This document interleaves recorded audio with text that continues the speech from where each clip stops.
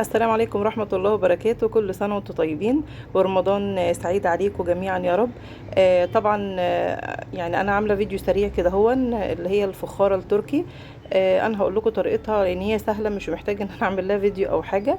انا بوريكم بس انت طبعا عارفين وقت رمضان بيبقى ضيق والتصوير بيبقى صعب جدا فيه، فانا باخد ملخص الحاجات كده اللي بعرف ان انا اصوره. ببدأه من الاول، اللي مش بعرف هقول لكم عليه ايه سريعا كده هو. اول حاجه نقول بسم الله. الفخاره دي انا عملتها او الطاجن التركي، او يعني اللي هو بيبقى متغطي بالعجين من فوق. انا عامله بسله وفاصوليا، بسله بالجزر وفاصوليا. طبعا في حله انا سويتهم، انا وريت لكم في الحله في الاول، انا سويتهم في الحله سوا كامل تمام. واللحمه طبعا انا سلقاها برضو يعني سليق كامل. يعني انا الخضار كده عملته في الحله. شوحت طبعا الخضار كله مع بعضه بمعلقه السمنه اللي انا حطيتها. شوحت الخضار كله مع بعضه، البسله والفاصوليا وال... البسله والفاصوليا والجزر ماشي. وبعد ما استووا، لان هم بياخدوا سوا عن البطاطس، قطعت بطاطس مكعبات صغيره وحطيتها عليهم. وبعد كده اللحمه كنت انا قطعتها حتت صغيره عشان تكفي الطواجن بتاعتي. يعني انا ما حبيتهاش تبقى قطعه كبيره زي ما بنجيبها مثلا من بره، بتبقى هي قطع اللحمه صغيره. فانا طبعا قطعت اللحمه وسلقتها والخضار في حله السمنه بتاعتي. وبدات حطيت الخضار بتاعي، شوحته قوي قوي قوي. بعد كده رحت حاطه له الصلصه، صلصه الطماطم، وسبته لما استوى واتسبك تماما. رحت حاطه عليه البطاطس مكعبات صغيره. لما البطاطس استوت طبعا حطيت البطاطس والملح والكلام ده كله. انا عامله معاها سمبوسه كمان. لما استوت طبعا خالص بقى البطاطس وكله، بدات ان انا حطيتهم في الطواجن زي ما انتم شفتوا.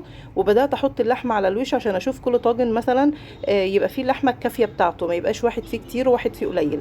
حطيت اللحمه بتاعته كده على الوش، وبعد كده بدات قلبت اللحمه دخلتها جواه زي ما انتم شايفين. طبعا لو انتم شايفين هو متسبك وتمام، يعني هو يا دوبك بس زي ما بيقولوا هيبقبق بس في الفرن، ياخد سوى العجينه اللي هنحطها على الوش.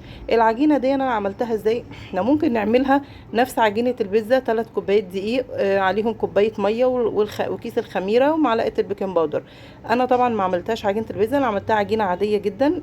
حطيت كوبايتين دقيق وعليهم ميه، يا دوبك العجينه لمت معايا بقت طريه ما بقتش ناشفه.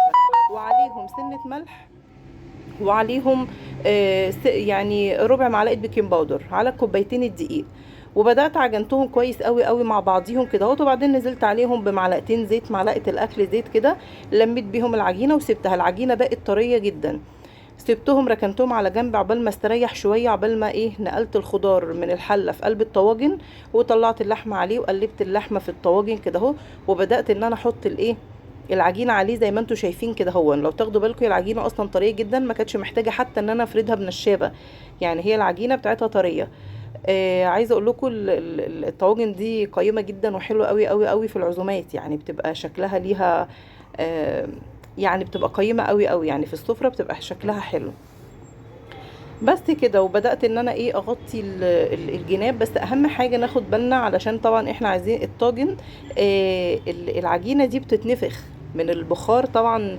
اما بندخله الفرن الاكل من تحت برضو بيقعد يبقبق كده مع نفسه، فبيروح نافخ لي الصهد اللي فيه، بيطلع بينفخ العجينه.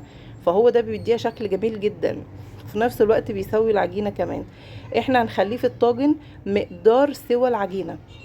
يعني احنا هنبقى مراقبين العجينه كده مقدار سوى العجينه والوش يحمر كده، يبقى الطاجن بتاعنا تمام. لان انا طبعا الاكل اللي جوه مستوي كله.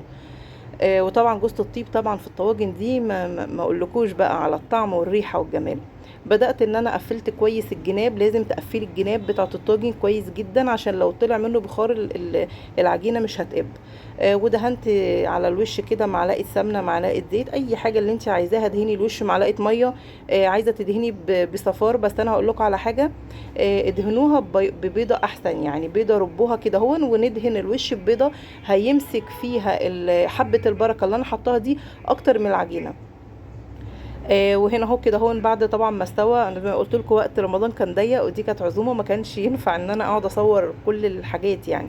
هنا اهو يعني زي ما انتم شايفين استوى، والاكل جوه زي ما هو. والعيش ده عايزه اقول لكم كان عاجبهم جدا. ده بيتاكل برده حلو قوي. وده كان فيديو سريع. طبعا عملت معاه ملوخيه والسمبوسك ويعني ما تنسونيش بقى في اللايك والشير والاشتراك في القناه. يا مرحبا رمضان. يا مرحبا رمضان